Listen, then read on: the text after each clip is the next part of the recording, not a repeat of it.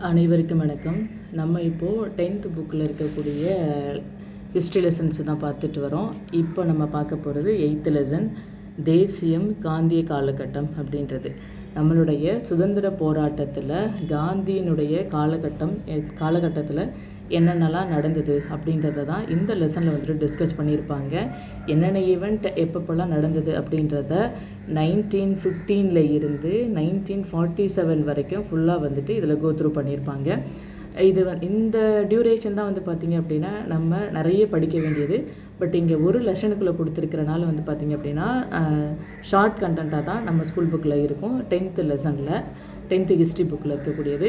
இதில் என்ன இருக்கோ அதை மட்டும் நம்ம பார்த்துக்கலாம். டீட்டெயிலாக வேணும் அப்படின்றவங்க ஐஎன்எம்மோட டோட்டல் கிளாஸ் இருக்கும், அதில் வந்து பார்த்துக்கிட்டிங்க அப்படின்னா இதில் நடந்திருக்கக்கூடிய ஒவ்வொரு ஈவெண்ட்டை பற்றியும் டீட்டெயிலாக அதில் நான் எக்ஸ்பிளைன் பண்ணியிருப்பேன். அதை நீங்கள் பார்த்து தெரிஞ்சுக்கலாம். உள்ளே இப்போ போயிடலாம். இப்போ காந்தி வந்து பார்த்திங்க அப்படின்னா சவுத் ஆஃப்ரிக்காவில் இருந்த இந்தியர்களுக்காக கிட்டத்தட்ட வந்துட்டு ஒரு 20 வருஷம் போராடி இருக்கிறாரு அப்படின்றத பார்க்குறோம். 1893 வந்துட்டு சவுத் ஆஃப்ரிக்கா போயிருப்பார். 1915 தான் வந்துட்டு இந்தியா வந்திருப்பார். கிட்டத்தட்ட ஒரு 20 வருஷம் வந்துட்டு அவர் சவுத் ஆஃப்ரிக்காவில் இந்திய மக்களுக்காக போராடி இருக்கார். 1915 ஜான்வரி 9 தான் வந்து பார்த்திங்க அப்படின்னா மகாத்மா காந்தி வந்துட்டு இந்தியா வந்திருப்பார். இதில் காந்தியடிகளும் மக்கள் தேசியமும் அப்படின்றது. இப்போ காந்தியடிகள் பற்றி பார்க்கணும் அப்படின்னா குஜராத்தில் போர்பந்தரில் 1869 அக்டோபர் 2 அன்னைக்கு பிறக்கிறாரு. இவருடைய அப்பா பேர் வந்துட்டு காபா காந்தி. போர்பந்தரில் ராஜ்கோட்டோட திவானா அவர் வந்துட்டு இருந்திருப்பார். காந்தியோட அம்மா பேர் வந்துட்டு புத்திலிபாய். இவங்க வந்துட்டு ஒரு வைணவ பக்தியாக இருந்திருப்பாங்க. 1888 வந்துட்டு சட்டம் படிக்கணும் அப்படிங்கிறதுக்காண்டி லண்டன் போகிறாரு. 1891 ஜூனில் வந்துட்டு வழக்கறிஞராக பட்டம் பெற்று இந்தியா வர்றாரு. இந்தியா வந்துட்டு பார்த்திங்க அப்படின்னா பம்பாயில் வந்துட்டு இவர் வழக்கறிஞராக பணியாற்றிட்டுருக்காரு. அதுக்கப்புறம் 1893 ஏப்ரலில் ஞாபகம் வச்சுக்கோங்க, 1893 ஏப்ரலில் வந்துட்டு சவுத் ஆஃப்ரிக்காவுக்கு பயணம் போகிறாரு. அங்கே போயிட்டு இவர் வேலை பார்க்கணும் அப்படிங்கிறதுக்காண்டி போகிறார். அங்கே போகும்போது வந்து பார்த்திங்க அப்படின்னா இந்தியர்கள் எல்லாத்தையும் ரொம்ப டிஸ்கிரிமினேஷனோட தான் அங்கே பார்த்துட்ருக்காங்க. ஒரு நாள் என்ன நடக்குது அப்படின்னா அவர் டர்மனில் இருந்து பிரிட்டோரியா அப்படின்ற ஒரு மாகாணத்துக்கு வந்து ட்ரெயினில் ட்ராவல் பண்ணுறாரு. அப்படி ட்ரெயினில் ட்ராவல் பண்ணும்போது பீட்டர்ஸ் மேரிட்ஸ்பர்க், நல்லா பார்த்து வச்சுக்கோங்க, பீட்டர்ஸ் மேரிட்ஸ்பர்க் அப்படின்ற ஸ்டேஷன் வந்த உடனே இவர் வந்துட்டு ஃபஸ்ட் கிளாஸ் பெட்டியில் வந்துட்டு பயணம் பண்ணிகிட்ருக்காரு. அந்த முதல் வகுப்புலேருந்து இவரை வந்துட்டு இறக்கி விட்டுறாங்க. அப்போது அதாவது இந்தியர்கள் வந்துட்டு ஃபஸ்ட் கிளாஸில் வந்துட்டு ட்ராவல் பண்ணக்கூடாது அப்படிங்கிறதுக்காண்டி அவர் வந்துட்டு இறக்கி விட்டுறாங்க. அதுக்கப்புறம் இந்த மாதிரி ஒவ்வொரு ஈவெண்ட்டுக்காகவும் அவர் வந்துட்டு போராட ஆரம்பிக்கிறார். அடுத்து என்ன நடக்குது அப்படின்னு பார்த்தீங்கன்னா டிரான்ஸ்வாலிஸ் அப்படின்ற ஒரு இடம், சரிங்களா? இப்போது நம்ம டெல்லி, ஹைதராபாத், சென்னை, நியூயார்க் இந்த மாதிரி அந்த நாட்டினுடைய முக்கியமான ஒரு இடம் தான் டிரான்ஸ்வாலிஸ் அப்படின்றது. அங்கே இந்தியர்கள் வந்துட்டு வசிச்சுட்டு வராங்க. அந்த மாதிரி வெளிநாட்டு பிரஜைகள் யாராச்சும் இருந்தாங்க அப்படின்னா அவங்க எல்லாமே தலைவரியாக ஒரு 3 பவுண்டு வந்துட்டு சவுத் ஆஃப்ரிக்கா கவர்மெண்ட்டுக்கு வந்துட்டு கட்டணும் அப்படின்றது இருந்தது, சரிங்களா? இதை எதிர்த்துமே அவர் வந்துட்டு நிறைய போராட்டங்கள் பண்ணுறாரு.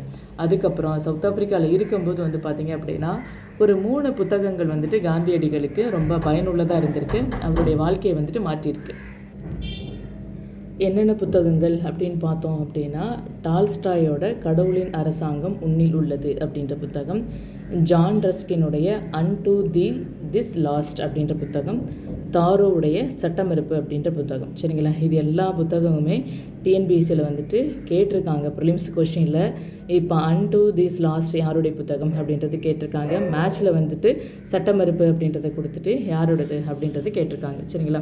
அதனால் இந்த 3 புத்தகத்தையும் நம்ம ஞாபகம் வச்சுக்கிறது ரொம்ப நல்லது. நெக்ஸ்ட்டு வந்து பார்த்திங்க அப்படின்னா 2 குடியிருப்புகள், அதாவது 2 அமைப்பு மாதிரியான ஒரு விஷயத்தை வந்துட்டு ஏற்படுத்தியிருக்கிறார். 1905 வந்துட்டு பீனிக்ஸ் குடியிருப்பு அப்படின்றது, 1910 வந்துட்டு டால்ஸ்டாய் பண்ணை அப்படின்றது. இந்த இதை ஏற்படுத்தி அதில் என்னெல்லாம் அவர் வந்துட்டு போதிச்சார் அப்படின்னு பார்த்தீங்கன்னா சமத்துவம், சமூக வாழ்க்கை, தொழில் மீது மரியாதை, இந்த நற்பண்புகள் எல்லாத்தையும் சொல்லிக் கொடுக்க வகையில் தான் இந்த பீனிக்ஸ் குடியிருப்பும் டால்ஸ்டாய் பண்ணையும் இருந்திருக்கு.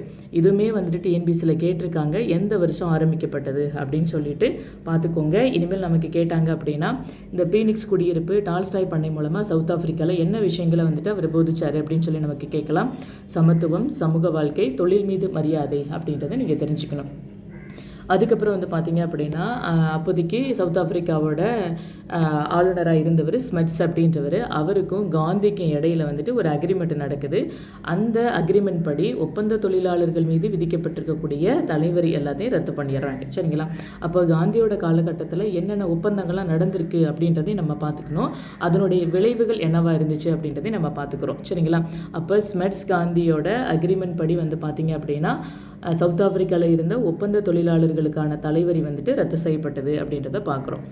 அடுத்து இது எல்லாமே காந்தியடிகள் சவுத் ஆப்பிரிக்காவில் இருந்தபோது நடந்திருக்கக்கூடிய விஷயங்கள். இப்போ காந்தி வந்துட்டு இந்தியா வந்துட்டார். இந்தியா வந்ததுக்கப்புறம் அவருடைய தொடக்க கால சத்தியாகிரகங்கள் எப்படி இருந்தது அப்படின்றத பற்றி பார்க்குறோம். சரிங்களா? இது அப்படியே உங்களுக்கு வந்துட்டு மெயின்ஸ்லையும் கொஸ்டினாக வரலாம். இந்தியாவில் காந்தியடிகள் நடத்திய தொடக்க கால சத்தியாகிரகங்கள் என்னென்ன அப்படின்னு கேட்டால் நம்ம அடுத்து என்னென்னலாம் படிக்க போகிறோமோ அதை பற்றி நம்ம எலாபரேட் பண்ணி எழுத போகிறோம். சரிங்களா? இப்போ காந்தியோட அரசியல் குருவாக இருந்தது யார் அப்படின்னு பார்த்தீங்கன்னா கோபாலகிருஷ்ண கோகலே. கோபாலகிருஷ்ண கோகலே வந்துட்டு கேட்டுக்கிட்டாரு அப்படிங்கிறதுக்காண்டி தான் சவுத் ஆப்பிரிக்காவிலேருந்து காந்தி வந்து இந்தியாவே வந்திருப்பார். இங்கே வந்ததுக்கப்புறம் இந்தியா ஃபுல்லாக ட்ராவல் பண்ணுறாரு. அந்த ட்ராவல் சமயத்தில் தான் தமிழ்நாட்டுக்கு வராரு. தமிழ்நாட்டுக்கு மதுரைக்கு வரும்போது தான் வந்து பார்த்திங்க அப்படின்னா இங்கே இருக்கவங்களுடைய ஆடையை பார்த்து அவர் வந்துட்டு வேட்டிக்கு மாறிட்டார் அப்படின்றத பார்க்குறோம். சரிங்களா? லண்டனில் போய் ஒரு லாயருக்கு படிச்சிருக்கிறாரு, சவுத் ஆப்பிரிக்காவில் வேலை பார்த்துருக்காரு. அப்படிங்கும்போது அவரோட ட்ரெஸ் கோட் வந்துட்டு வேறையாக இருக்குது. பட் காந்தி வந்துட்டு எப்பயுமே வேட்டி மட்டும்தான் உடுத்தியிருப்பார்.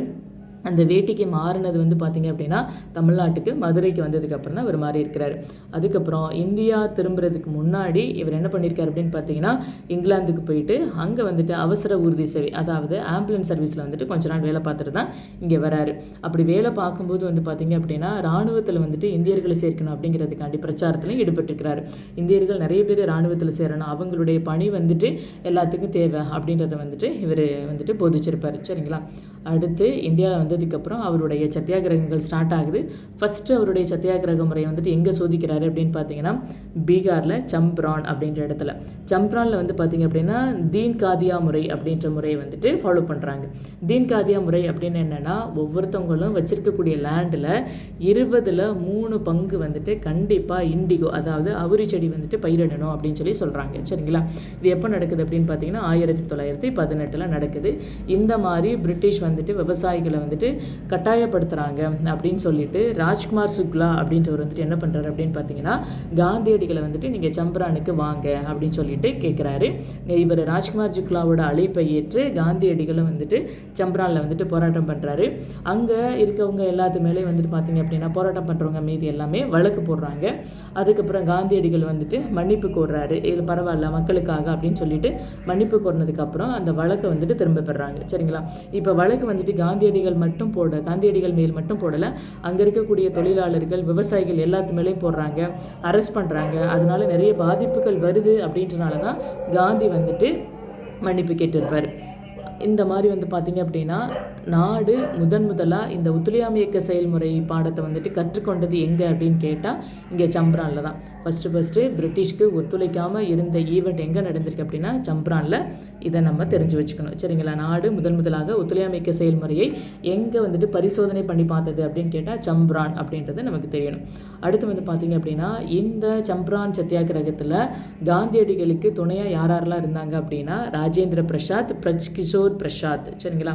ராஜேந்திர பிரசாத், பிரஜ் கிஷோர் பிரசாத் பேரெல்லாம் கொஞ்சம் ஞாபகம் வச்சுக்கோங்க. மேலே வந்துட்டு பார்த்தீங்க அப்படின்னா ராஜ்குமார் சுக்லா தான் சம்பரானுக்கு காந்தியை கூப்பிட்றாரு. சம்பரான் சத்தியாகிரகத்தில் காந்திக்கு வந்துட்டு துணையாக இருந்தவங்க யார் அப்படின்னு பார்த்தீங்கன்னா ராஜேந்திர பிரசாத், பிரஜ் கிஷோர் பிரசாத், இவங்க 2 பேர் துணையாக இருக்கிறாங்க. அதுக்கப்புறம் ஒரு குழு வந்துட்டு ஃபார்ம் பண்ணுறாங்க. அந்த குழுவில் வந்துட்டு காந்தியும் ஒரு உறுப்பினராக இருக்கிறாரு. அந்த குழுவோட ரெக்கமெண்டேஷன் படி தான் வந்து பார்த்திங்க அப்படின்னா இந்த தீன் காதியா முறை இருக்குல்லையே அதை வந்துட்டு ரத்து பண்ணிடுறாங்க. அதுக்கப்புறம் வேறு எங்கெங்கெல்லாம் சத்தியாகிரகங்கள் நடக்குது அப்படின்னு பார்த்தீங்கன்னா 1918 அகமதாபாத்தில் வந்துட்டு மில் வேலை நிறுத்தம், அதுலேயும் வந்துட்டு காந்தி பங்கேற்கிறாரு. அதே போல் 1918 கேதா அப்படின்ற இடத்துல ஒரு சத்தியாகிரகம் நடக்குது. அப்போ வந்து பார்த்திங்க அப்படின்னா சம்பரான் ஈவெண்ட்டை வந்துட்டு உங்களுக்கு ஆர்டர் படுத்த சொல்லலாம். சம்பரான், அதுக்கப்புறம் வந்துட்டு அலகாபாத், அதுக்கப்புறம் வந்து பார்த்திங்க அப்படின்னா கேதா அப்படின்றது நீங்கள் தெரிஞ்சுக்கணும். சரிங்களா? எங்கெங்கே என்னென்ன நடந்தது அப்படின்ற மாதிரி ஆர்டரை தெரிஞ்சுக்கிட்டோம் அப்படின்னா ரொம்ப ஈஸியாக இருக்கும். ஓகேவா? நெக்ஸ்ட்டு என்ன ஈவெண்ட் நடக்குது அப்படின்னு பார்த்தீங்கன்னா, இப்போ சத்தியாகிரகங்கள் அப்படிங்கும்போது நீங்கள் வந்துட்டு சம்பரான், அலகாபாத், கேதான் இதை எழுதிடுவீங்க. அடுத்து அவருடைய போராட்டங்கள் அப்படிங்கும்போது அடுத்து இருக்கக்கூடிய விஷயங்கள் எல்லாத்தையும் நம்ம வந்துடுறோம். சரிங்களா? ரவுலட் சட்டம், ஜாலியன் வாலாபாக் படுகொலை. சரிங்களா? ரவுலட் சட்டம் அப்படின்ற ஒரு சட்டத்தை வந்துட்டு பிரிட்டிஷ் கவர்மெண்ட் வந்துட்டு கொண்டுட்டு வராங்க. அதாவது யாரையும் எந்த விதமான முன்னறிவிப்பும் இல்லாமல் கைது பண்ணலாம் அப்படின்ற கடுமையான விதிமுறைகளோடு கொண்டுட்டு வந்திருக்கக்கூடிய சட்டம் தான் ரவுலட் சட்டம் அப்படின்றது. இந்த ரவுலட் சட்டத்தை எதிர்த்து 1919 ஏப்ரல் 16 நாடு தழுவிய அளவில் ஒரு சத்தியாகிரக போராட்டத்துக்கு வந்துட்டு அழைப்பு விடுக்கிறாங்க. சரிங்களா?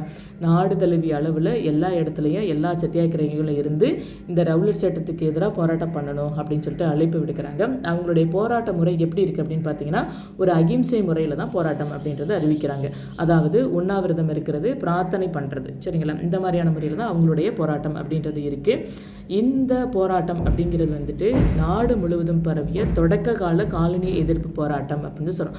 அப்போது காலனி எதிர்ப்பு போராட்டம் அப்படிங்கிறது விவசாயிகள் பண்ணியிருக்காங்க, பழங்குடியினர் பண்ணியிருக்காங்க, அங்கங்கே இருக்கக்கூடிய தொழிலாளர்கள் பண்ணியிருக்காங்க. பட் நாடு முழுவதும் சேர்ந்து காலனியத்தை எதிர்த்த மிகப்பெரிய அளவில் நடந்த போராட்டம் எது அப்படின்னு கேட்டால் இந்த ரவுலட் சட்டம் எதிர்ப்பு போராட்டம் அப்படின்றதும் நமக்கு தெரியணும். சரிங்களா? தொடக்க கால இல்லைனா முதலாக ஒத்துழையாமை இயக்க போராட்டம் அப்படின்னா சம்பரான் அப்படின்றது தெரியணும். அதே போல் நாடு முழுவதும் நடந்த காலனிய எதிர்ப்பு போராட்டம் எது அப்படின்னு கேட்டால் ரவுலட் சட்ட எதிர்ப்பு போராட்டம் அப்படின்றது நமக்கு தெரியணும். இந்த போராட்டம் வந்து பார்த்திங்க அப்படின்னா பஞ்சாபில் வந்துட்டு அமிர்தசரஸ்லையும் லாகூர்லேயும் வந்துட்டு ரொம்ப தீவிரமாக நடக்குது. அப்புறம் ஆகஸ்ட் 9 அன்னைக்கு டாக்டர் சைபுதீன் கிச்லு, சத்யபால் இவங்க 2 பேரும் இந்த போராட்டத்தில் ரொம்ப தீவிரமாக பங்கேற்கிறாங்க. இதன் காரணமாக இவங்க 2 பேர்த்தையும் அமிர்தசரஸில் வச்சு கைது பண்ணிடுறாங்க. சரிங்களா? இந்த போராட்டத்தில் வந்து பார்த்திங்கன்னா சில ஐரோப்பியர்கள் கொல்லப்பட்டுறாங்க. ஐரோப்பியர்கள் கொல்லப்பட்டதுக்கப்புறம் என்ன ஆகுது அப்படின்னு பார்த்தீங்கன்னா படைத்துறை சட்டம் அப்படின்ற ஒரு சட்டத்தை வந்துட்டு அறிவிக்கிறாங்க. பொதுவாக அப்பப்போ தேவைம்போது பிரிட்டிஷ் கவர்மெண்ட் வந்துட்டு படைத்துறை சட்டத்தை வந்துட்டு அறிவிச்சுப்பாங்க. என்ன பண்ணுவாங்க அப்படின்னு பார்த்தீங்கன்னா எல்லாத்தையும் வந்துட்டு உடனே ஒரு போராட்டம் அப்படின்னா எல்லாத்தையும் அரெஸ்ட் பண்ணுறது, சுடுறது, அரெஸ்ட் பண்ணி ஜெயிலில் போடுறது, இந்த மாதிரியான விஷயங்கள் தான் வந்துட்டு பார்த்தீங்க அப்படின்னா இந்த படைத்துறை சட்டத்தில் பண்ணியிருக்காங்க.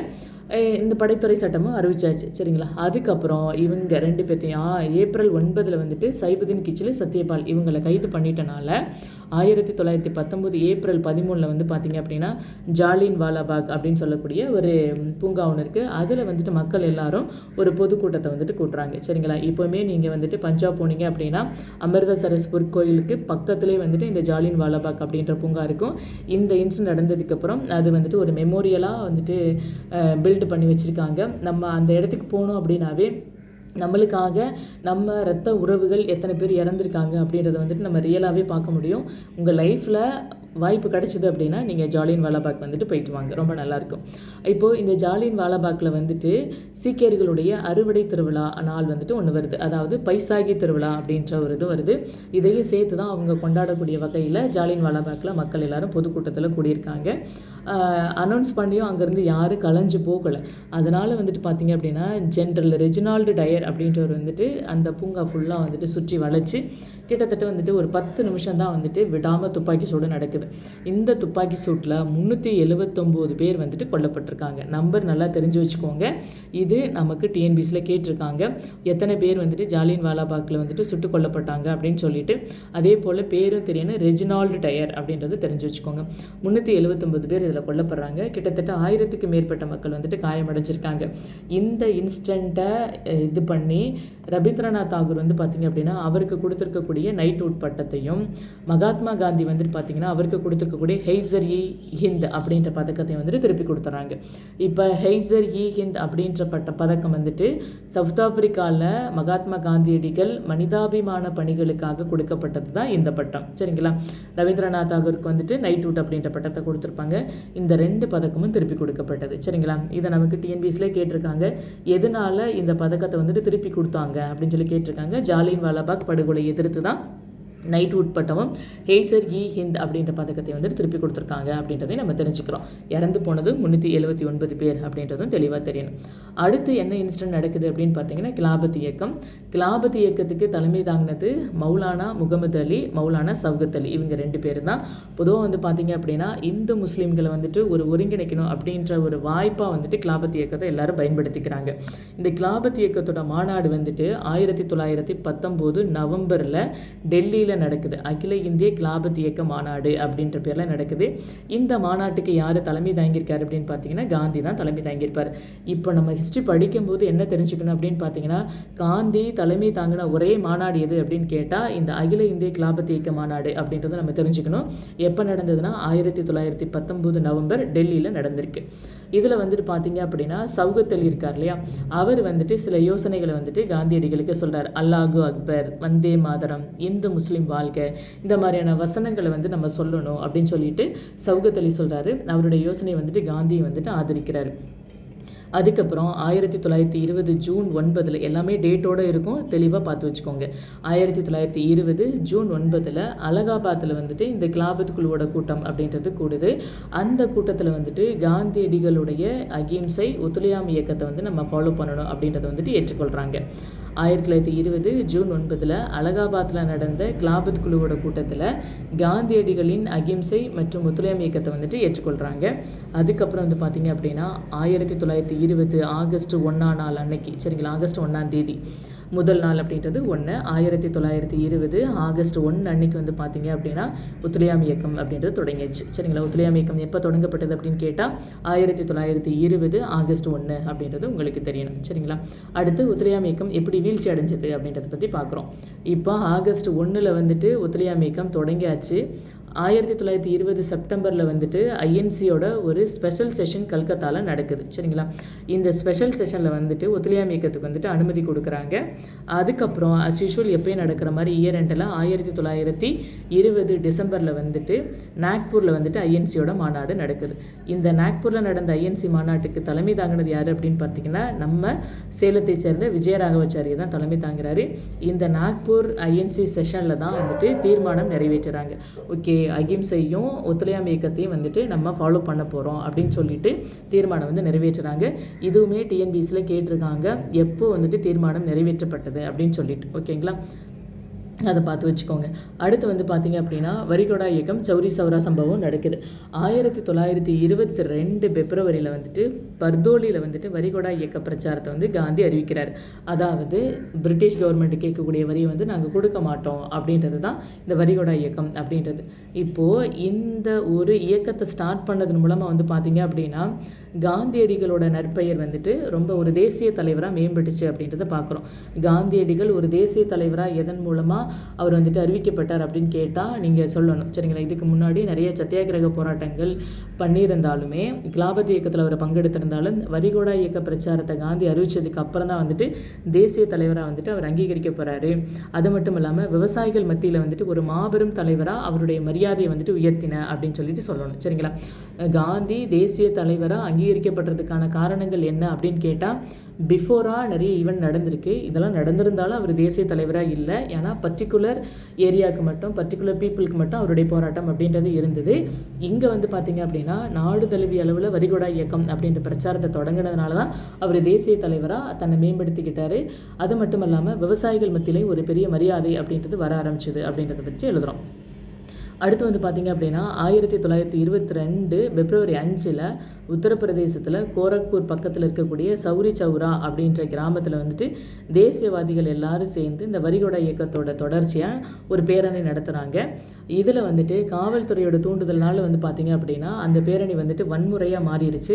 இந்த வன்முறையில் வந்துட்டு கிட்டத்தட்ட ஒரு 22 காவலர்கள் வந்துட்டு போராட்டக்காரர்கள் சொல்லக்கூடாது, தேசியவாதிகள் சொல்லலாம். இந்த 22 காவலர்கள் வந்துட்டு தீயிட்டு கொளுத்திடுறாங்க.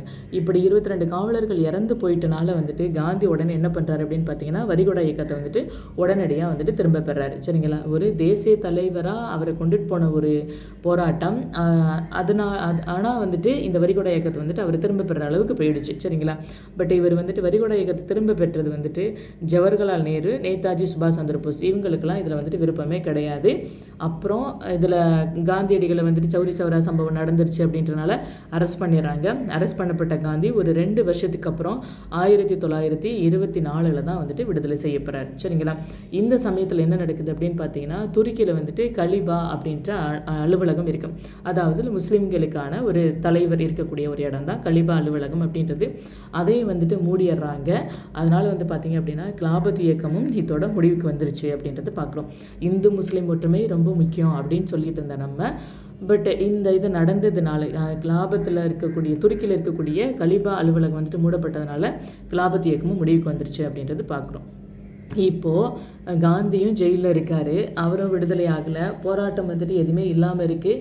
அப்போதைக்கு வந்து பார்த்திங்க அப்படின்னா இந்த ஐஎன்சியில் இருக்கக்கூடிய தலைவர்கள் எல்லாருமே சுயராஜ்ய கட்சி அப்படின்ற ஒரு கட்சியை வந்துட்டு ஏற்படுத்துகிறாங்க. சரிங்களா?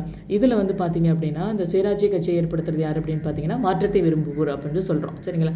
2 குரூப்பாக பிரிகிறாங்க, மாற்றத்தை விரும்புவோர், மாற்றத்தை விரும்பாதவோர் அப்படின்னு சொல்லிட்டு. இதில் மாற்றத்தை விரும்புவோர் வந்துட்டு மோதிலால் நேரு, சிஆர் தாஸ் இவங்கெல்லாம் இருக்காங்க. இவங்கெல்லாம் சேர்ந்து தான் சுயராஜ்ய கட்சி அப்படின்றத ஒன்று வந்துட்டு ஆரம்பிக்கிறாங்க. எப்போ ஆரம்பிக்கிறாங்க அப்படின்னா 1923 ஜனவரி 1 டேட்டோட ஞாபகம் வச்சுக்கணும். 1923 ஜனவரி 1 வந்துட்டு சுயராஜ்ய கட்சி தொடங்கப்படுது. இதில் இவங்களுடைய நோக்கம் என்னவாக இருக்குது அப்படின்னு பார்த்தீங்கன்னா சட்டப்பேரவையில் பங்கேற்று பணியாற்றுவதன் மூலமாக தேச நலன்கள் மேம்படும் அப்படின்னு சொல்கிறோம். அதாவது இவங்க சுயராஜ்ய கட்சியை தொடங்கி ஆட்சியில் வந்துட்டு பங்கெடுக்கிறதன் மூலமாக சட்டப்பேரவையில் வந்துட்டு இவங்க உள்ளே போக முடியும், அதன் மூலமாக தேச நலன்கள் வந்துட்டு மேம்படுத்த முடியும் அப்படின்றது. அடுத்து வந்துட்டு பார்த்தீங்கன்னா இரட்டை ஆட்சியில் பங்கேற்பதன் மூலமாக காலனி ஆதிக்க அரசை வந்துட்டு பாதிப்படைய வைக்க முடியும் அப்படின்னு சொல்கிறாங்க. 1919க்கு அப்புறம் வந்து பார்த்திங்க அப்படின்னா நமக்கு வந்துட்டு இரட்டையாட்சி முறை தான் இருக்குது. அந்த இரட்டையாட்சி முறையில் நம்ம பங்கெடுக்கிறது மூலமாக வந்துட்டு காலனி ஆதிக்க அரசை வந்துட்டு நம்மளால் சரியாக செயல்பட விடாமல் தடுக்க முடியும் அப்படின்றது தான் இவங்களுடைய கோரிக்கையாக இருக்குது. அடுத்து வந்து பார்த்திங்க அப்படின்னா மாற்றம் விரும்பாதவர்கள், அதாவது காந்தியை வந்துட்டு தீவிரமாக பின்பற்றினவங்க தான் மாற்றத்தை விரும்பாதவர் அப்படின்றது தெரிஞ்சுக்கணும். யாருன்னா பட்டேல், ராஜாஜி இவங்கெல்லாம் வந்துட்டு மாற்றத்தை விரும்பாதவர்கள். மாற்றத்தை விரும்பாதவர்கள் காந்தியை தீவிரமாக பின்பற்றினாங்க. மாற்றத்தை விரும்பினவங்க வந்து பார்த்திங்க அப்படின்னா சட்டசபையில் பங்கெடுத்துக்கிட்டாங்க அப்படின்றத தெளிவாக தெரிஞ்சுக்கணும். நமக்கு கூற்று காரணம் அப்படின்னு கேட்டாங்கன்னா எதனால் கேட்குறாங்க அப்படின்றது தெரியணும். வெறுமனே மாற்றம் விரும்பாதவர்கள் பட்டேல், ராஜாஜி அப்படின்றது மட்டும் இல்லாமல் அவங்க எல்லாம் காந்தியுடைய அகிம்சை, ஒத்துழையாமை இயக்கம் இந்த மாதிரியான கோட்பாடு வந்துட்டு தீவிரமாக பின்பற்றினவங்க அப்படின்றத தெரிஞ்சுக்கிறோம். சரிங்களா? அடுத்து 1925 வந்துட்டு சிஆர் தாஸ் வந்துட்டு இறந்து போகிறாரு. அதுக்கப்புறம் சுயராஜ்ய கட்சி வந்துட்டு கொஞ்சம் வீழ்ச்சி அடைஞ்சிருது. 1926 சட்டப்பேரவையிலேருந்து சுயராஜ்ய கட்சி வந்துட்டு விலகிடுச்சு அப்படின்றதையும் பார்க்குறோம். இப்போ இரட்டை ஆட்சி அப்படின்றத நம்ம பார்த்தோம். 1919 வந்துட்டு இரட்டை ஆட்சி அறிமுகப்படுத்துகிறாங்க. அதன் மூலமாக வந்துட்டு இப்போது ஆங்கிலேயர்கள்ட்ட சில துறைகள் எல்லாத்தையும் வச்சுக்கிறாங்க, இந்தியர்கள்ட்ட வந்து சில துறைகள் அப்படின்றது இருக்குது. இதை தான் வந்துட்டு இரட்டை ஆட்சி அப்படின்ற மாதிரி கொண்டுட்டு வரோம். ஆங்கிலேயர்கள்ட்ட இருந்தது எல்லாத்தையும் ஒதுக்கப்பட்ட துறை அப்படின்னு சொல்கிறோம், இந்தியர்கள்ட்ட இருந்தது எல்லாத்தையும் மாற்றப்பட்ட துறை அப்படின்னு சொல்கிறோம். இப்போது ஆங்கிலேயர் வசம் எந்தெந்த துறைகள்லாம் இருந்தது அப்படின்னு பார்த்தோன்னா நிதி, பாதுகாப்பு, காவல்துறை, நீதித்துறை, நில வருவாய், நீர்ப்பாசனம். நல்லா தெரிஞ்சுக்கணும். நிதி, பாதுகாப்பு, காவல்துறை, நீதித்துறை, நில வருவாய், நீர்ப்பாசனம் இதெல்லாம் ஆங்கிலேயர்கள்ட்ட இருந்தது. இந்தியர்கள்ட்ட என்னென்னலாம் இருந்தது அப்படின்னு பார்த்தீங்கன்னா உள்ளாட்சி, கல்வி, பொதுப்பணி, பொது சுகாதாரம், வேளாண்மை, வனம், மீன்வளத்துறை. உள்ளாட்சி, கல்வி, பொதுப்பணி, பொது சுகாதாரம், வேளாண்மை, வனம், மீன்வளத்துறை இதெல்லாம் வந்துட்டு பார்த்திங்க அப்படின்னா இந்திய அமைச்சர்கள்ட்ட இருந்தது, அதாவது மாற்றப்பட்ட துறைகள் அப்படின்னு சொல்லி சொல்கிறோம். சரிங்களா? இதுவுமே வந்துட்டு எதெல்லாம் ஒதுக்கப்பட்ட துறையாக இருந்தது, எதெல்லாம் இந்திய அமைச்சர்கள்ட்ட இருந்தது அப்படின்னு சொல்லிட்டு டிஎன்பிஎஸ்சியில் கேட்டிருக்காங்க. அதனால் இந்த துறைகளை வந்துட்டு தெளிவாக யார்கிட்ட என்னென்ன இருந்தது அப்படின்றத பற்றி நம்ம தெளிவாக தெரிஞ்சுக்கிறோம். அதுக்கப்புறம் 1935 வந்துட்டு கவர்மெண்ட் ஆஃப் இந்தியா ஆக்ட் அப்படின்ற ஒரு ஆக்ட் வருது, இந்திய அரசு சட்டம் அப்படின்றது. அதில் வந்துட்டு மாகாண சுயாட்சி அப்படின்றத அறிமுகப்படுத்திட்டு இந்த இரட்டையாட்சி முறையை வந்துட்டு முடிவுக்கு கொண்டுட்டு வந்துட்டாங்க. இரட்டையாட்சி முறை எப்போது முடிவுக்கு கொண்டுட்டு வரப்பட்டது அப்படின்னு கேட்டால் 1935 அப்படின்றது நமக்கு தெரியணும். சரிங்களா? நெக்ஸ்ட்டு வந்து பார்த்திங்க அப்படின்னா காந்தியடிகளுடைய ஆக்கப்பூர்வமான திட்டங்கள் என்னென்னலாம் செயல்படுத்தினார் அப்படின்னு பார்க்குறோம். நமக்கு காந்தியடிகளுடைய தொடக்க கால சத்தியாகிரகம் என்னென்னு கேட்டால் நீங்கள் வந்துட்டு சம்ப்ரான், அகமதாபாத், கேதா இதெல்லாம் எழுதணும்னு சொன்னேன். அதே போல் காந்தியடிகளுடைய ஆக்கப்பூர்வமான திட்டம் என்ன அப்படின்னு சொல்லிட்டு மெயின்ஸில் கேட்டாங்க அப்படின்னா அடுத்து வரக்கூடிய கண்டென்ட் எல்லாத்தையும் எழுதணும். காதியை வந்துட்டு மேம்படுத்தணும் அப்படிங்கிறதுக்காண்டி காதி இயக்க மேம்பாடு அப்படின்றத கொண்டுட்டு வராரு. அடுத்து இந்து முஸ்லீம் ஒற்றுமைக்கு பங்களிப்பு செய்கிறாரு, தீண்டாமை ஒழிப்புக்கு வந்துட்டு பங்களிப்பு செய்கிறார். சரிங்களா? இதுதான் அவருடைய ஆக்கப்பூர்வமான திட்டங்கள் அப்படின்னு சொல்கிறோம். இதெல்லாம் செயல்படுத்தணும் அப்படிங்கிறதுக்காக வந்து பார்த்திங்க அப்படின்னா உங்கள் மாவட்டங்களுக்கு செல்லுங்கள் அப்படின்னு சொல்லிட்டு ஒரு பிரச்சாரம் பண்ணுறாரு. நமக்கு வந்துட்டு உங்கள் மாவட்டங்களுக்கு செல்லுங்கள் அப்படின்னு சொல்லிட்டு இப்போ வேதத்துக்கு திரும்புக அப்படின்னா நமக்கு வந்துட்டு தயானந்த சரஸ்வதி அப்படின்றது தெரியணும். உங்கள் மாவட்டங்களுக்கு செல்லுங்கள் அப்படின்னா காந்தியடிகள் அப்படின்றது தெரியணும். டிஎன்பிஎஸ்சிலாம் இது கொஷின் கேட்டிருக்காங்க. உங்கள் மாவட்டங்களுக்கு செல்லுங்கள் அப்படின்னோடனே நம்ம எல்லோரும் பட்டேல் அந்த மாதிரி நிறைய பேரை வந்துட்டு மாற்றிக்கிட்டோம். பட் அப்படி கிடையாது, காந்தியடிகள் அப்படின்றதுல தெளிவாக இருக்கணும். அடுத்து அகில இந்திய நெசவாளர் அமைப்பு அப்படின்ற ஒரு அமைப்பை வந்துட்டு உருவாக்கியிருக்கிறார். அடுத்து 1920களில் இந்து முஸ்லீம் இடையே வந்துட்டு நிறைய வகுப்பு மோதல்கள் அப்படின்றது இருந்துகிட்டே இருந்தது. எதனால் இந்து முஸ்லீம்களுக்கு இடையில் வந்துட்டு நிறைய மோதல்கள் இருந்துச்சு அப்படின்னு பார்த்தோன்னா, இந்து மகா சபை வந்துட்டு மதன் மோகன் மாளவியா தலைமையிலையும், முஸ்லீம் லீக் வந்துட்டு அலி சகோதரர்கள் தலைமையில் இருந்தது. இப்போ 2 பேருமே வந்துட்டு அவங்களுடைய இடஒதுக்கீடுக்காக போஸ்டிங்காகலாம் வந்து பார்த்திங்க அப்படின்னா நிறைய வந்துட்டு அவங்களுக்குள்ள மோதல்கள் அப்படின்றது வந்துட்டே தான் இருந்தது. இப்போது இந்து முஸ்லீம் இயக்கங்கள் வந்துட்டு ஈர்க்கணும் அப்படிங்கிறதுக்காண்டி காந்தி என்ன பண்ணுறாரு அப்படின்னு பார்த்தீங்கன்னா, 1924 ஒரு 21 நாள் வந்துட்டு உண்ணாவிரதம் இருக்கிறாரு. சௌரி சௌரா சம்பவத்தை எதிர்த்து இவர் வந்துட்டு ஜெயிலில் இருப்பார்லே, ஜெயிலில் இருந்து 1924 ரிலீஸ் ஆகியிருப்பார். வந்து ஒரு 2 வாரத்துலேயும் வந்து பார்த்திங்க அப்படின்னா ஒரு 21 நாள் வந்துட்டு உண்ணாவிரதத்தை வந்துட்டு மேற்கொள்ளுவார். சரிங்களா? நமக்கு காந்தியடிகள் எப்பப்பெல்லாம் உண்ணாவிரதம் இருந்தார் அப்படின்னு சொல்லி கேட்டாங்கன்னா நமக்கு லிஸ்ட் பண்ண தெரியணும். அதனால் ஃபஸ்ட்டு உண்ணாவிரதம் அப்படின்றது இப்போ தான் நமக்கு ஆரம்பிக்குது. இந்து முஸ்லீம் ஒற்றுமையின் மூலமாக மட்டும்தான் நம்ம வந்துட்டு சுயராஜ்யத்தை வந்துட்டு அடைய முடியும் அப்படின்றதில் ஜின்னாவும் சரி காந்தியும் சரி ரொம்ப உறுதிப்பட இருந்திருக்காங்க. சரிங்களா? இங்கே நமக்கு தேவை வந்துட்டு சுயராஜ்யம் அடையணும், விடுதலை அடையணும் அப்படின்னா இந்து முஸ்லீம் ஒற்றுமை தான் ரொம்ப முக்கியம் அப்படின்றது ஜின்னாவுக்கும் தெரிஞ்சிருக்கு, காந்திக்கும் தெரிஞ்சிருக்கு 1924. சரிங்களா? ஆனால் அடுத்த ஒரு 20 வருஷத்துலேயே வந்து பார்த்திங்க அப்படின்னா தனிநாடு வேணும் அப்படின்ற கோரிக்கை அளவுக்கு போய் தனி நாடுகளாக பிரிக்கிற அளவுக்கு வந்துட்டு அவங்களுடைய போராட்டம் அப்படின்றது கொண்டுட்டு போயிருக்கு அப்படின்றத பார்க்குறோம். சரிங்களா? அடுத்து வந்து பார்த்திங்க அப்படின்னா சைமன் குழுவோட புறக்கணிப்பு நடக்குது 1928 நவம்பர் 8. டேட்டோட ஞாபகம் வச்சுக்கணும். 1928 நவம்பர் 8 வந்துட்டு இந்திய சட்டப்பூர்வ ஆணையம் அப்படின்ற ஒரு ஆணையத்தை அமைச்சு அவங்க வந்துட்டு ஒரு குழுவை வந்துட்டு அனுப்புகிறாங்க. சரிங்களா? இந்திய அரசியல் சாசன திருத்தங்களுக்காக அப்படின்னு சொல்லிட்டு, அதாவது 1919 மாண்டேகு செம்ஸ்போர்ட் சட்டம் இருக்குல்லையே, அந்த சட்டத்தோட செயல்பாடு எப்படி இருக்குது, அதில் என்னென்ன திருத்தங்கள்லாம் கொண்டுட்டு வரணும் அப்படிங்கிறதுக்காண்டி இந்திய சட்டப்பூர்வ ஆணையம் அப்படின்ட்டு ஒன்று அமைக்கிறாங்க. அதுக்காக அனுப்பப்பட்டது தான் இந்த சைமன் குழு. இந்த குழுவோட தலைமையாக ஜான் சைமன் அப்படின்றவர் இருந்திருப்பார். மொத்தம் அதில் வந்துட்டு 7 பேர் இருப்பாங்க. இந்த 7 பேர்த்தில் இந்தியர் யாருமே இல்லை அப்படின்றனால தான் வந்து பார்த்திங்க அப்படின்னா சைமனே திரும்பிப்போ அப்படின்ற அளவில் வந்துட்டு நம்மளுடைய போராட்டம் அப்படின்றது நடந்தது. ஏன் அப்படின்னு கேட்டால், இந்த போராட்டம் நடக்கிறதுக்கு காரணம் என்ன அப்படின்னு கேட்டால், இந்த மாண்டேகு செம்ஸ்போர்ட் சட்டம் இந்தியாவில் எப்படி நிர்வாகம் பண்ணணும் அப்படிங்கிறதுக்காண்டி கொண்டு வந்திருக்கக்கூடிய சட்டம். இதில் இருக்கக்கூடிய நிறை குறைகளை அலசி ஆராயணும் அப்படின்னா அப்போ அதுக்கு ஒரு கமிட்டி போகிறாங்க. அப்படிங்கும்போது இந்தியர் யாருனாச்சும் இருக்கணும். அப்போ இந்தியர் யாருமே இல்லாமல் அவங்களே பண்ணிக்கிறாங்க அப்படின்ற பட்சத்தில் நம்மளோட தேவைக்கும் நம்மளுடைய விருப்பத்துக்கும் நம்மளோட நலனுக்காக அவங்க எதுவும் பண்ண மாட்டாங்க அப்படின்ற ஒரே காரணத்துக்காண்டி தான் சைமனே திரும்பிப்போ அப்படின்னு சொல்லிட்டு சைமன் குழு புறக்கணிப்பு போராட்டம் அப்படின்றது நடந்துச்சு. சரிங்களா? டேட்டு ஞாபகம் வச்சுக்கோங்க. 1928 நவம்பர் 8 இந்திய சட்டப்பூர்வ ஆணையம் அமைச்சாங்க. இந்திய அரசியல் சாசனங்களை திருத்தணும் அப்படிங்கிறதுக்காண்டி. இல்லைன்னா 1919 சட்டத்தை இருக்கக்கூடிய நிறைகுறைகளை வந்துட்டு அலசி ஆராயணும் அப்படிங்கிறதுக்காண்டி அனுப்பப்பட்ட குழு.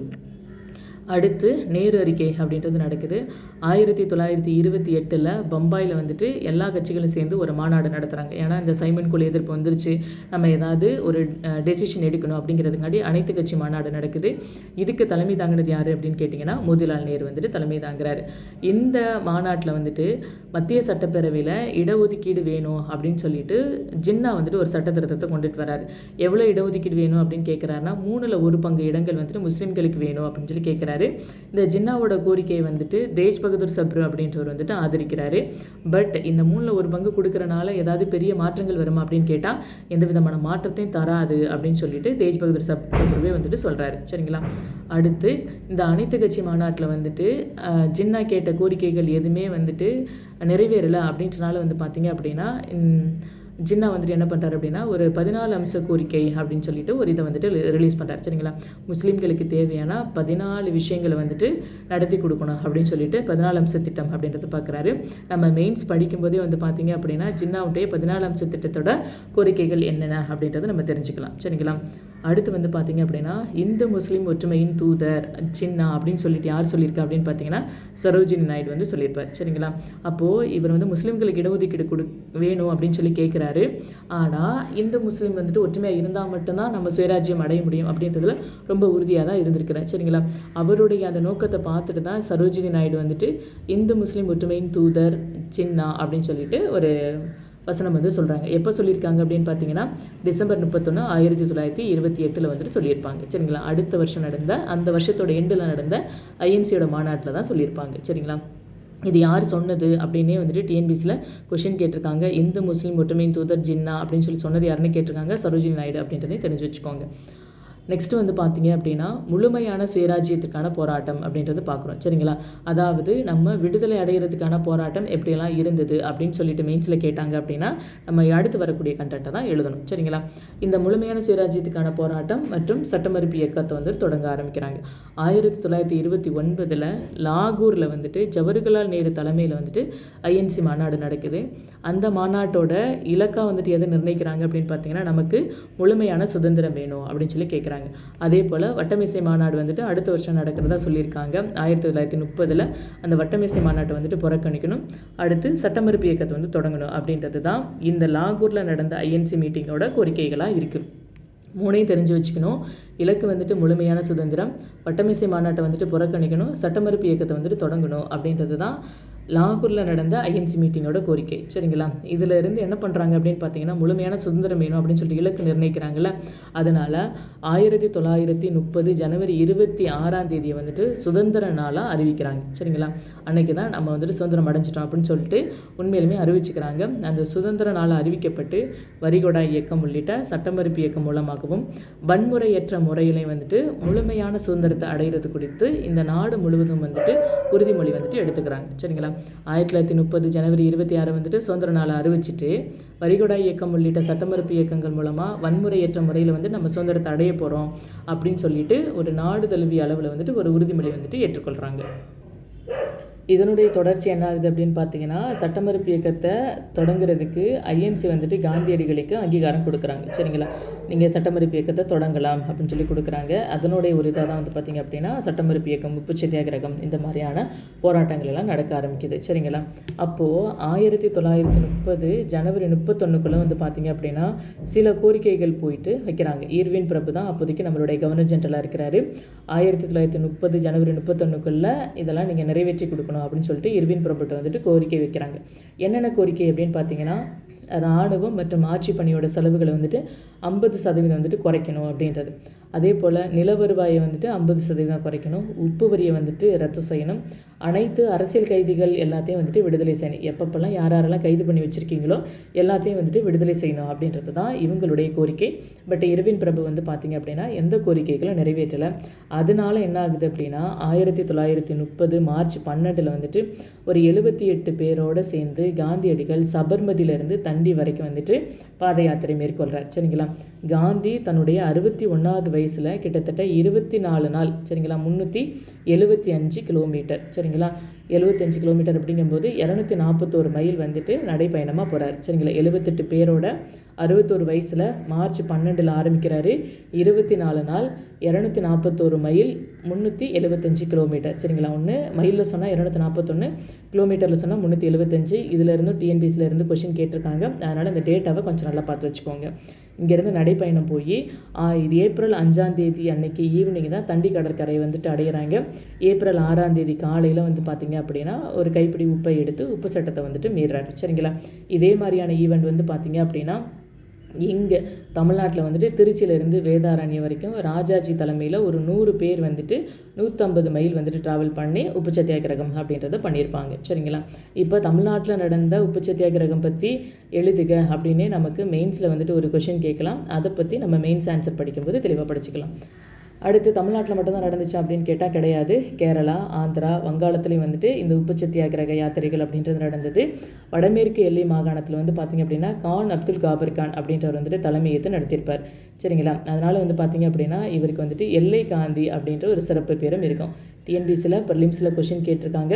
எல்லை காந்தி என்று அழைக்கப்பட்டவர் யார் அப்படின்னு சொல்லிட்டு கான் அப்துல் காபர் கான் அப்படின்றது தெரியணும். இவர் வந்துட்டு பார்த்திங்க அப்படின்னா செஞ்சட்டைனர் அப்படின்னு சொல்லக்கூடிய குடை கிட்மார்க்கர் அப்படின்ற ஒரு இயக்கத்தை வந்து நடத்தியிருப்பார். சரிங்களா? இவங்க எல்லாரும் இந்தளவுக்கு பலமாக இருந்தாலுமே பிரிட்டிஷர்ஸ் என்ன பண்ணுச்சு அப்படின்னு பார்த்தீங்கன்னா இரும்பு கரம் கொண்டு இந்த உப்பு சத்தியாகிரக போராட்டத்தை வந்துட்டு அடக்குனாங்க அப்படின்றத பார்க்குறோம். அதே போல் ஆயுதம் ஏந்தாத சத்தியாகிரகிகள் மீது தாக்குதல் நடத்தணும் அப்படின்னு சொல்லிட்டு பிரிட்டிஷ் கவர்மெண்ட்டோட ஆர்டர். பட் கட்வாலி படை அப்படின்னு சொல்லிட்டு ஒரு படை இருக்காங்க.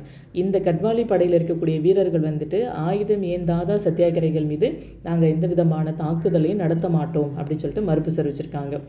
இந்த உப்பு சத்தியாகிரகத்தில் பங்கெடுத்துக்கிட்டதுனால காந்தி வந்துட்டு அன்றைக்கி நைட்டே வந்துட்டு கைது பண்ணி எங்கே அடைச்சி வைக்கிறாங்க அப்படின்னு பார்த்தீங்கன்னா ஏரவாடா சிறையில் வந்துட்டு அடைச்சி வைக்கிறாங்க. சரிங்களா? சில இடங்களில் வந்துட்டு எந்த சிறையில் அப்படின்றத நம்ம படிப்போம். அப்போ உப்பு சத்தியாகிரக போராட்டத்தின் விளைவாக காந்தி எந்த சிறையில் அடைக்கப்பட்டார் அப்படின்னு கேட்டால் ஏரவாடா சிறை அப்படின்றது தெரியணும். நமக்கு ஒன்லைனாக கொஷின் கேட்பாங்களா அப்படின்னு கேட்டால் கேட்க மாட்டாங்க. பட் நமக்கு சென்டென்ஸாக வரும்போது அது ஏரவாடா சிறை இல்லைனா அகமதாபாத் சிறை, அலகாபாத் சிறை அப்படின்னு சொல்லிடுவாங்க. நமக்கு எந்த டைமில் எந்த சிறையில் இருந்தார் அப்படின்றது தெளிவில்லாமல் போயிடும். ஸோ அதனால் படிக்கும்போதே நம்ம தெளிவாக படிச்சுக்கிறது நல்லது. அதுக்கப்புறம் ஜவஹர்லால் நேரு, கான் அப்துல் காபர் கான் இவங்க எல்லாத்தையுமே கைது பண்ணியிருக்காங்க. சரிங்களா? இதில் இந்தியா சந்தித்த மக்கள் இயக்கங்களிலேயே ஒரு மிகப்பெரிய இயக்கம் எது அப்படின்னு கேட்டால் இந்த உப்பு சத்தியாகிரகத்தை தான் சொல்கிறோம். ஏன் அப்படின்னு கேட்டால் கிட்டத்தட்ட 90,000க்கு மேற்பட்ட மக்கள் வந்துட்டு கைதாகியிருக்காங்க அப்படின்றத தெரிஞ்சுக்கிறோம். சரிங்களா? அடுத்து வந்துட்டு நமக்கு ஸ்கூல் புக்கில் ஒரு பாக்ஸ் கண்டென்ட்டாக இருக்கும் வனச்சட்டம் பற்றி. 1865 ஃபஸ்ட்டு வனச்சட்டம் கொண்டுட்டு வராங்க. அடுத்து 1878 இந்திய வனச்சட்டம். வனங்களோட உரிமை வந்து பார்த்திங்க அப்படின்னா கவர்மெண்ட்டிட்ட தான் இருக்குது. சரிங்களா? இதனோட இதாக வந்து பார்த்திங்க அப்படின்னா ஆந்திராவில் ராம்பா, அதாவது கோதாவரி மாவட்டத்தில் ஒரு போராட்டம் நடக்குது. அல்லூரி சீதாராமராஜு அப்படின்றனோட தலைமையில். சரிங்களா? ராம்பாவில் வந்துட்டு பார்த்திங்க அப்படின்னா ஆதிவாசிகளோட கிளர்ச்சிகள், ஆதிவாசிகள் வந்துட்டு அங்கே வனம் எங்களுக்கு தான் சொந்தம் அப்படின்னு சொல்லிட்டு நிறையா கிளர்ச்சி வந்துட்டு பண்ணுறாங்க. அவங்கள அடக்கணும் அப்படிங்கிறதுக்காண்டி 1922 to 24 டியூரேஷனில் மலபாரில் இருக்கக்கூடிய காவல்துறையோட சிறப்பு குழுவை வந்துட்டு அனுப்பிச்சி வைக்கிறாங்க. சரிங்களா? அங்கே இப்படி பட்வாலி படையை வந்துட்டு சொன்னாங்களோ அதே போல் இங்கே மலபாரில் இருக்கக்கூடிய ஒரு சிறப்பு குழு வந்துட்டு அனுப்பிச்சி வைக்கிறாங்க. இந்த போராட்டத்தில் வந்து பார்த்திங்க அப்படின்னா இந்த வனவாசிகளுடைய, அதாவது பழங்குடியின மக்களுடைய நலனுக்காக போராடினவர் அல்லூரி சீதாராமராஜு அப்படின்றவர். அவர் இறந்து போயிடுவார் இந்த போராட்டத்தில். அதனால தான் வந்துட்டு அவர் தியாகி அப்படின்னு சொல்கிறோம். இப்போ முதல் வனச்சட்டம் எப்போ அப்படின்னா 1865 இந்திய வனச்சட்டம். வனங்களோட உரிமை அரசிட்ட இருந்தது எந்த சட்டத்தின் மூலமாக அப்படின்னா இந்திய வனச்சட்டம் 1878. ராம்பாவில் இவங்க வந்துட்டு போராட்டம் பண்ணுறாங்க. அல்லூரி சீதாராமராஜு வந்துட்டு அவங்களுக்கு சப்போர்ட் பண்ணுறாரு அப்படின்றத பார்க்குறோம். அடுத்து வட்டமேசை மாநாடு நடக்குது. முதல் வட்டமேசை மாநாடு 1930 நவம்பரில் லண்டனில் நடக்குது. சரிங்களா? இதில் வந்துட்டு 1930 ஜனவரி 31 வந்து பார்த்திங்க அப்படின்னா சில கோரிக்கைகள் வந்துட்டு இர்வின் பிரபுட்ட வைக்கிறாங்க. பட் எந்த கோரிக்கைகளும் அவர் நிறைவேற்றலை. அதனால் 1930 நவம்பரில் நடக்கக்கூடிய வட்டமேசை மாநாட்டில் ஐஎன்சி சார்பாக யாருமே கலந்துக்க மாட்டாங்க. அப்போதைக்கு பிரிட்டிஷ் பிரதமராக இருந்தவர் ராம்சே மெக்டொனால்ட். அதில் வந்துட்டு மாகாண சுயாட்சியுடன் கூடிய மத்திய அரசு இருக்கும் அப்படின்னு சொல்கிறாங்க. அதே போல் வந்துட்டு சிறுபான்மையினருக்கு தனி தொகுதி வேணும்னு சொல்லி கேட்குறாங்களே. ஏன்னா ஏற்கனவே வந்துட்டு ஜின்னா வந்துட்டு கேட்க ஆரம்பிச்சிட்டாரு, எங்களுக்கு வந்துட்டு இடஒதுக்கீடு வேணும் அப்படின்னு சொல்லிட்டு கேட்குறாரு. அந்த தனி தொகுதி வழங்குறதுல வந்துட்டு ஃபஸ்ட்டு மாநாட்டில் வந்துட்டு ஒரு சிக்கல் அப்படின்றது வருது. சரிங்களா?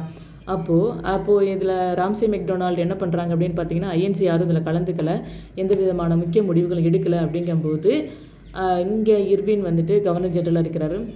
அவர்கிட்ட என்ன சொல்கிறாங்க அப்படின்னு பார்த்தீங்கன்னா ஐஎன்சியில் இருக்கக்கூடிய தலைவர்களோட கொஞ்சம் நீங்கள் கூப்பிட்டு வச்சு பேசுங்க அப்படின்னு சொல்லிட்டு ஒரு இன்ஸ்ட்ரக்ஷன் ஒன்று கொடுக்குறாங்க.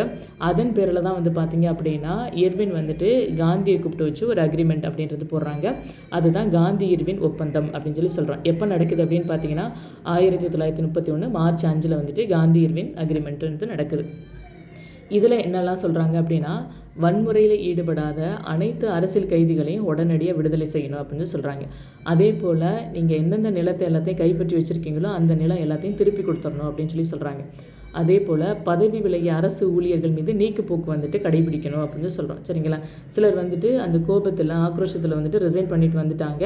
அதை வந்துட்டு மறுபடியும் அவங்கள வந்துட்டு ரீஇன்ஷியேட் பண்ணணும் அப்படின்ற மாதிரியான ஒரு இதுதான். அடுத்து கடலோர கிராம மக்கள் வந்துட்டு உப்பு காய்ச்சறதுக்கும் வன்முறை இல்லாமல் ஆர்ப்பாட்டம் செய்கிறதுக்கு அனுமதி கொடுக்கணும் அப்படின்னு சொல்கிறாங்க. சரி ஓகே அப்படின்னு சொல்லிட்டு காந்தி சொன்னது எல்லாத்தையும் வந்துட்டு இர்வின் பிரபு ஒத்துக்கிறாரு. அதனுடைய தொடர்ச்சியாக வந்து பார்த்திங்க அப்படின்னா 2வது வட்டமேசை மாநாட்டில் வந்துட்டு காந்தியடிகள் ஐஎன்சி சார்பாக வந்துட்டு போய் கலந்துக்கிறாங்க. 2வது வட்டமேசை மாநாடு 1931 செப்டம்பர் 7 நடக்குது. இதில் வந்துட்டு சிறுபான்மையினருக்கு தனி தொகுதி கொடுக்கணும் அப்படின்னு சொல்லிட்டு ஒரு டெசிஷன் எடுக்கிறாங்க. அந்த முடிவை வந்துட்டு காந்தியடிகள் வந்துட்டு ஏற்கலை. சரிங்களா? அதனால் வந்து பார்த்திங்க அப்படின்னா இந்த 2வது வட்டமேசை மாநாட்டிலையும் எந்த விதமான முடிவுகளை எடுக்கப்படாமலே அந்த மாநாடு வந்துட்டு முடிஞ்சிருது. காந்தி இங்கே வந்துடுறாரு. இங்கே இந்தியா வந்து இறங்கின உடனே வந்து பார்த்திங்க அப்படின்னா அவர் வந்துட்டு கைது பண்ணிடுறாங்க. சரிங்களா? மறுபடியும் படைத்துறை சட்டம் அமல்படுத்தப்பட்டு 1932 ஜனவரி 4 அன்றைக்கி காந்தியை வந்துட்டு கைது பண்ணிடுறாங்க. அதுக்கப்புறம் கிட்டத்தட்ட ஒரு 4 மாதத்துக்குள்ளே 80,000 பேரை வந்துட்டு கைது பண்ணியிருக்காங்க. சரிங்களா? இந்த மாதிரி நடந்திருக்கக்கூடிய இந்த போராட்டம் வந்துட்டு 1934 ஏப்ரல் வரைக்குமே இந்த இயக்கம், சட்டமறுப்பு இயக்கம் அப்படின்றது நீடித்தது அப்படின்றத பார்க்குறோம். இப்போ காந்தியெல்லாம் வந்துட்டு 32 ஜனவரி 4 கைது பண்ணியாச்சு. அதுக்கப்புறம் வந்து பார்த்திங்கன்னா 1932 நவம்பர் 17 டிசம்பர் 24 வரைக்கும் 3வது வட்டமேசை மாநாடு வந்துட்டு அகைன் நடக்குது. சரிங்களா? இதில் ஐஎன்சி சார்பாக யாரும் கலந்துக்கல அப்படின்றதும் தெரிஞ்சுக்கிறோம். சரிங்களா? இந்த வட்டமேசை மாநாடு நடக்கிறதுக்கு முன்னாடி தான் வந்து பார்த்திங்க அப்படின்னா வகுப்பு வாரி ஒதுக்கீடு, அதாவது ஃபஸ்ட்டுலேயும் செகண்ட்லேயும் வந்துட்டு சிறுபான்மையினருக்கு தனி தொகுதி வேணும் அப்படின்னு சொல்லி கேட்குறாங்க. அதன் அடிப்படையில் தான் வந்து பார்த்திங்க அப்படின்னா வகுப்பு வாரி இடஒதுக்கீடு அப்படின்றத வந்துட்டு அனௌன்ஸ் பண்ணுறாங்க. சரிங்களா? 1932 ஆகஸ்ட் 16 அன்னைக்கு ராம்சே மெக்டொனால்ட் இங்கிலாந்தோட பிரதமராக இருக்கிறாரு. அவர் தான் வந்துட்டு இந்த வகுப்பு வாரி இதை வந்துட்டு அனௌன்ஸ் பண்ணுறாரு. எப்படி கொடுக்குறாங்க அப்படின்னு பார்த்தீங்கன்னா முஸ்லீம்கள், சீக்கியர்கள், இந்து கிறிஸ்தவர்கள், ஆங்கிலோ இந்தியர்கள், பெண்கள் மற்றும் ஒடுக்கப்பட்ட வகுப்பினர் அப்படின்னு சொல்லிட்டு இவங்க எல்லாத்தையும் மைனாரிட்டிஸாக கன்சிடர் பண்ணி தனி தொகுதியில் வந்துட்டு கொடுக்குறாங்க. யாருன்னு நம்ம தெரிஞ்சுக்கணும். முஸ்லீம்கள், சீக்கியர்கள், இந்து கிறிஸ்தவர்கள், ஆங்கிலோ இந்தியர்கள் மற்றும் பெண்கள், ஒடுக்கப்பட்ட வகுப்பினர் இவங்க எல்லாத்தையும் வந்துட்டு சிறுபான்மையினராக கன்சிடர் பண்ணி தனி தொகுதி அப்படின்றத கொடுத்துருக்காங்க. இதில் வந்துட்டு ஒடுக்கப்பட்ட வகுப்பினர் இருக்காங்களே அவங்கள வந்துட்டு சிறுபான்மையினர் பட்டியலில் வந்துட்டு சேர்க்கக்கூடாது அப்படின்னு சொல்லிட்டு காந்தி வந்துட்டு வலுவாக எதிர்க்கிறார். சரிங்களா? ஒடுக்கப்பட்ட வகுப்பினர் அப்படின்றவங்க வந்துட்டு அதிகமான மக்கள் இருக்கக்கூடியவங்க, பட் அவங்க வந்துட்டு வல்னரபிளாக தான் இருக்காங்க, மைனாரிட்டிஸாக கிடையாது அப்படின்றது காந்தியோட ஒரு இது. அதனால் வந்துட்டு அதாவது எஸ்சி எஸ்டி இருக்காங்க இல்லையா, இவங்களை வந்துட்டு சிறுபான்மையினராக சேர்க்கக்கூடாது அப்படின்றது தான் காந்தியோடைய இங்கே முக்கிய நோக்கமாக இருந்துச்சு. அதுக்கப்புறம் அதனால் இந்த ஒடுக்கப்பட்ட வகுப்பினர் வந்துட்டு சிறுபான்மையினர் சேர்க்குறாங்க அப்படின்றதுக்கு எதிராக 1932 செப்டம்பர் 20 வந்துட்டு சாகும் வரைக்கும் ஒரு உண்ணாவிரதத்தை வந்துட்டு காந்தியடிகள் மேற்கொள்கிறாரு. அவருடைய உடல்நிலை ரொம்ப பாதிக்கப்படுது. எவ்வளோ பேர் கேட்டுக்கிட்டும் காந்தியடிகள் வந்துட்டு அவருடைய உண்ணாவிரதத்தை வந்துட்டு வாபஸ் வாங்கவே இல்லை. அவருக்கு நிறைய நெருக்கடி வருது. அப்போது வந்துட்டு அம்பேத்கர்கிட்ட போயிட்டு சொல்கிறாங்க, இல்லை அவரோட உயிருக்கு ஏதாவது ஒன்றுன்னா ஆபத்தாயிடும் அப்படின்னு சொல்லிட்டு அம்பேத்கரை கன்வின்ஸ் பண்ணி தான் வந்து பார்த்திங்க அப்படின்னா பூனா ஒப்பந்தம் அப்படின்றது போடுறாங்க. சரிங்களா? பூனா ஒப்பந்தம் வந்து பார்த்திங்க அப்படின்னா அதாவது ஒடுக்கப்பட்ட மக்களுக்கு ஒரு சம் நம்பர்ஸ் வந்துட்டு ரிசர்வேஷனில் நம்ம அவங்களுக்கு எக்ஸ்ட்ரா கொடுக்கணும் அப்படிங்கிறக்காண்டி 70ன்னு இருந்திருக்கும், அதை வந்துட்டு 148ன்னு சொல்லிட்டு இன்க்ரீஸ் பண்ணியிருப்பாங்க. அந்த மாதிரியான ஒப்பந்தம் தான் பூனா ஒப்பந்தம். அது எப்போ சைன் ஆகுது அப்படின்னு பார்த்தீங்கன்னா 1932 செப்டம்பர் 24 சைன் ஆகுது. இங்கே வந்துட்டு ஐஎன்சி சார்பாக மதன் மோகன் மாளவியா, ராஜேந்திர பிரசாத் வந்துட்டு கையெழுத்து போடுறாங்க. ஒடுக்கப்பட்ட மக்கள் சார்பாக பிஆர் அம்பேத்கரும் எம்சி ராஜாவும் கையெழுத்து போட்டிருப்பாங்க. இதில் வந்துட்டு நமக்கு டிஎன்பிசியில் கொஷின் கேட்டிருக்காங்க. பூனா ஒப்பந்தத்தில் அம்பேத்கரோட சேர்ந்து கையெழுத்து போட்டது யார் அப்படின்னு சொல்லி டிஎன்பிசியில் கேட்டிருக்காங்க. ஸோ அதனால் எம்சி ராஜா அப்படின்றது தெரிஞ்சுக்கணும். பூனா ஒப்பந்தம் கையெழுத்தான டேட்டு 1932 செப்டம்பர் 24 அப்படின்றதையும் தெரிஞ்சுக்கோங்க. அடுத்து வந்து பார்த்திங்க அப்படின்னா தீண்டாமைக்கு எதிரான பிரச்சாரம் நடக்குது. இவரோட இருப்பிடம் வந்துட்டு வார்தாவில் வந்துட்டு ஒரு சத்தியாகிரக ஆசிரமத்தை ஏற்படுத்தி நாடு தழுவிய அளவில் இருக்கக்கூடிய அரிஜனர்களுக்காண்டி நிறைய பயணங்கள் பண்ணுறாரு. அரிஜனர் சேவை சங்கம் அப்படின்ட்டு ஒரு அமைப்பு வந்துட்டு ஏற்படுத்துகிறாரு. அதன் மூலமாக வந்து பார்த்திங்க அப்படின்னா கல்வி, சுத்தம், சுகாதாரம் இது எல்லாத்தையும் மேம்படுத்தணும், ஒடுக்கப்பட்ட மக்கள்கிட்ட இருக்கக்கூடிய மது பழக்கத்தை வந்துட்டு கைவிடணும் அப்படின்னு சொல்லிட்டு இவர் நிறைய பணியாற்றிட்டுருக்காரு. சரிங்களா? அதாவது சத்தியாகிரக ஆசிரமம் மூலமாக. அடுத்து 1933 வந்துட்டு ஒரு 2 உண்ணாவிரதத்தை ஏற்படுத்துகிறார். அதாவது ஒடுக்கப்பட்ட மக்களுடைய மேம்பாட்டுக்காக. அதில் வந்துட்டு இந்த கோயில் நுழைவு எதிர்ப்பு போராட்டம் இதெல்லாமே வருது. சரிங்களா? 1933 ஜனவரி 8 அன்னைக்கு கோயில் நுழைவு நாளாக வந்துட்டு இது பண்ணுறாரு. ஒடுக்கப்பட்ட மக்கள் எல்லாமே கோயிலுக்குள்ளே போகக்கூடாதுன்னு சொல்லியிருக்காங்க. அவங்க எல்லாத்தையும் கோயிலுக்குள்ளே கூட்டிகிட்டு போயிட்டு கோயில் நுழைவு நாளாக வந்துட்டு ஒன்று செலிப்ரேட் பண்ணுறாங்க. 1933 ஜனவரி 8. சரிங்களா? டேட்டோடு இருக்க எல்லாமே, அதனால் டேட்டோடு நல்லா படித்து வச்சுக்கோங்க. ஓகே, இதோட கண்டினியூவேஷன் வந்துட்டு பார்த்திங்க அப்படின்னா நெக்ஸ்ட் வீடியோவில் நம்ம பார்க்கலாம். Thank you, all the best.